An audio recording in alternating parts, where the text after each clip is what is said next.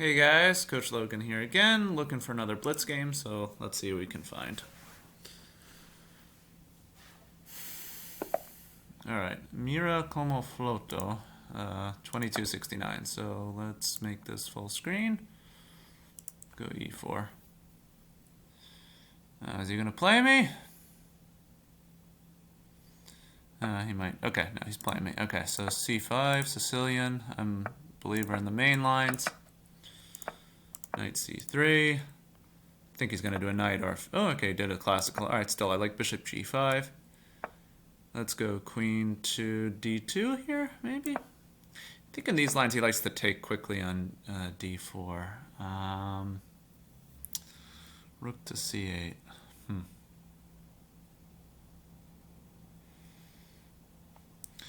You know what? Let's take this knight. Let's make his structure that way. He's not pushing e6, so maybe that's the way to play against this. Honestly, I don't know, though. Okay, I'm gonna... Actually, let's try... Let's just do a quiet move. Bishop to e2. So I'm definitely out of theory here. Okay, so he's playing h5. I think to stop bishop h5 in some lines. Okay, well now that he's done that, he's definitely making castling queenside less appealing because he has bishop h6. Let's just...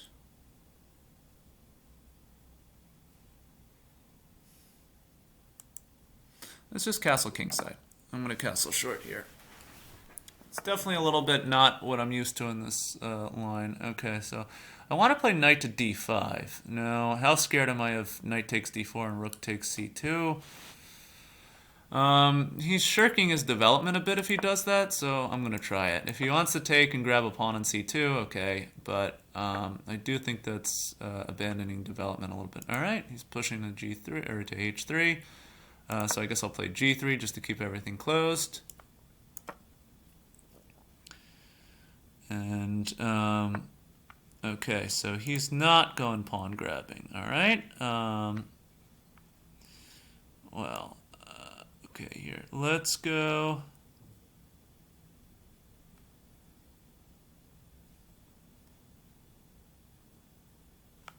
I'm actually going to play bishop b5. If he takes, I'll take on d7. But I kind of want to get rid of this knight. All right, I'm going to... You know what? Let's take it this way.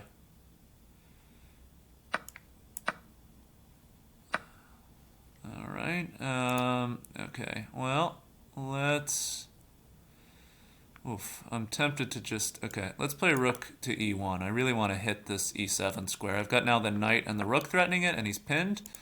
So here, okay, I think I can take this and then drop this knight into e7. He has bishop c3, but I have knight takes c6 hitting his queen. Okay, let's go queen to g5. All right, so this is turning into an attack kind of quickly.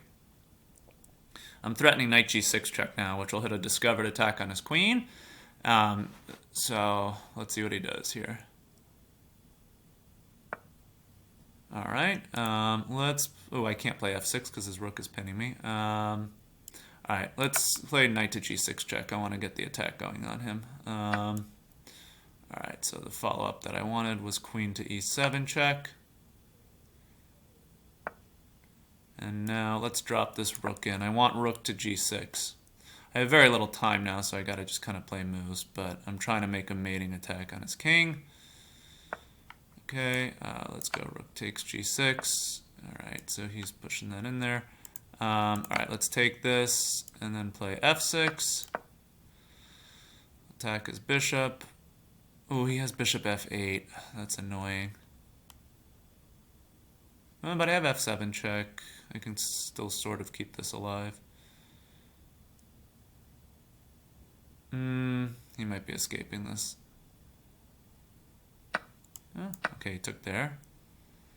So, alright, he's threatening mate on g2. I saw that coming. Alright, let's go check. Then I can get rid of this pawn. Alright, so now I'm winning, but I have no time. So we'll see. I'll probably end up losing because of the time, but I can try to bully his king a little bit. So I want queen coming either to h6. I'm going to go check on the next move depending on where he goes, either h6 or h8. So this will be how do you play under time pressure here. Got to sort of put him in check and then think again. Okay, so let's go check. Let's go check. He can't block with the queen this time. Okay, well, we can play f4 here. Glad I found that. Alright, so he's stopping me from taking. Alright, let's go this way. Now I'm threatening to take again. I don't see a check for him. He might throw queen d1 and then just take the rook on e4, but then he's giving me the queen. But I would like to take this. I gotta really be careful. He's gonna try to flag me here. Okay, yeah, so that's what he's doing. He's taking this. Alright, let's take. Okay, let's go king f2. Alright, let's play. Okay, now we can get our queen to. Oh, okay, so he's stopping that. Let's get these pawns going. Alright, he's gonna go in with check. That's fine. Check. Okay, I'm just gonna work my king around in front here. Let's play this. I'm threatening mate. Okay, good. I got mate. Alright, glad I didn't get flagged there. Okay, so this was kind of a wild game. Now I'm going to decline this challenge because I want to analyze this. Yeah, all over the place with blunders and whatnot. But some of those are probably during time pressure. But yeah, he got me out of. I'll show you where he got me out of book. So I've seen this line before. This is a classical Sicilian here where he plays where they put pawn to d6 and then play both knights onto f6 and c6. That's called the classical, as opposed to, say, like the knight orf, where the pawn comes to a6, and a lot of times this knight will end up on d7, or for instance, the dragon, where they play g6 and bishop g7. The classical, I think, is sort of an underrated Sicilian. It's, I mean, it is as its name. It's classical. You're developing your pieces in a logical way, and asking white to show their advantage. So bishop g5, I think, is white's most principled try. Generally, what white tries to do is play queen to d2,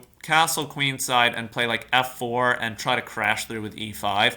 So what I'm used to seeing in this line, let's say he played bishop d7, that's a move, queen d2. What I'm used to seeing at some point is something like e6, let's say okay, that doesn't work here, they're pointing out, because knight d to b5 is strong. So usually actually how it goes is, usually actually here I'll see e6, queen to d2, then a6, I think, to stop any knight b5 ideas, and then castles, and then typically, I think it's bishop d7 here is the move I'm seeing, then pawn to f4, and then b5. This is sort of like what I consider like the main line of this.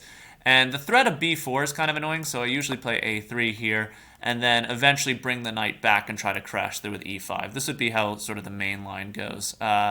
He didn't play e6 here. He played bishop d7, queen to d2, rook c8. So here I decided, since he was not playing e6, I could take and sort of leave him with the, the questionable pawn structure. Maybe castling is maybe the main move, but after knight takes d4, queen takes, queen a5, I don't really know. Maybe white has something there, but I don't really know these positions. So I took and just resolved that. Then I played bishop e2, so I think he was maybe a little bit worried about bishop h5, which would put some pressure on f7, and that's why I think he played h5. Plus, it's just a way to get his bishop to h6. So, like, for instance, if I were to castle here, I think that would be a big no-no, because he just plays bishop h6. This is a horrible pin. I could play f4, but after knight takes d4, queen takes, I'm getting hit with bishop takes f4 check and losing a pawn and probably the game. So I castled kingside here. Okay, so interesting, complicated position. He went h4. Here I went knight to d5, and he went h3. I went g3. At all of these points, at some point, I was expecting him to take this, and then after queen takes d4, was wondering if he would like go pawn grabbing here. But I didn't think that I was too concerned about it because of stuff like, for instance, rook a to c1. And the point is, if he really gets greedy, then knight c7 just actually is a pretty nice smothered. It's not mate because he can give up the queen, but it's a nice smothered tactic. So he would. I don't know what he would do here. And if he takes, then after rook takes, I think he's under a lot of pressure. So yeah, I was thinking something like that might happen. It didn't. He played h3, g3, and instead played bishop g7. So that's when I went bishop b5, trying to sort of get rid of this knight and get knight f5 in at some point, which eventually happened. Like, he played f5 and then I just took.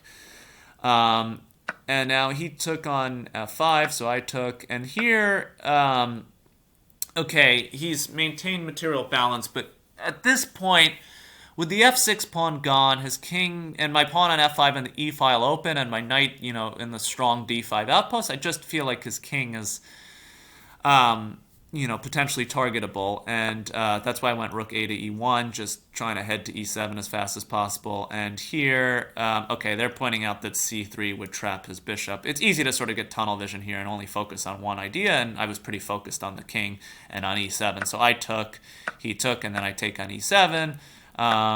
Is rook takes stronger? Yeah, okay, they're saying rook takes is stronger. Yeah, my knight is just such a good outpost piece here that makes sense. Then I could try for stuff like f6, and this would be pretty bad for him. Okay, so I should have taken with the rook. I took with the knight because it came with tempo.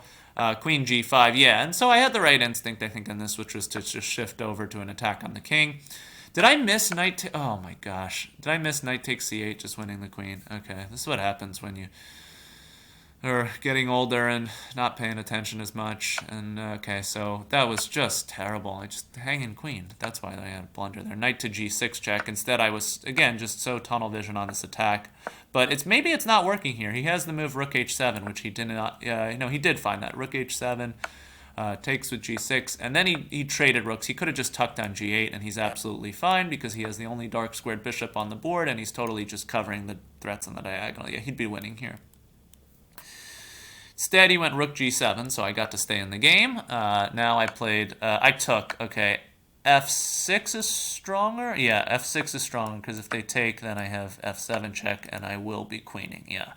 Because he can't stop me. If he tries to, I queen with double check, which would be game over. So I missed f6. I found f6, but not in less strong a fashion because he has bishop f8 here. I'm amazed he missed bishop f8. That was not a particularly hard move to see. This just hits the queen and defends absolutely everything. I'd be lost here.